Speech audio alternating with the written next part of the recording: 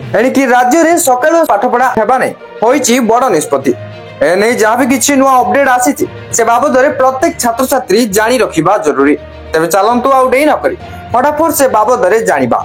हेले ताहा पूर्वरु वीडियो को गोटे लाइक करंतु, चैनल को नो आस्तिले एवं चैनल को सब्सक्राइब करी बेल आइकन को प्रेस करी ऑल रे क्लिक कर रखिबा को जमारु भी भूलंतु नै। राज्य रे तापमात्रा बढ़िबारे लागिछि। खरा ताती असह्य हेउथिबारु छात्र छात्री को पाठपढ़ा को प्रभावित करूछि। एभली परिस्थिति को दृष्टि रखी सकाळुआ पाठपढ़ा आरंभ करने को उच्च शिक्षा विभाग पक्षरु निष्पत्ति होईछि। एने विभाग पक्षरु सोमवार एक एसओपी जारी करा जायछि।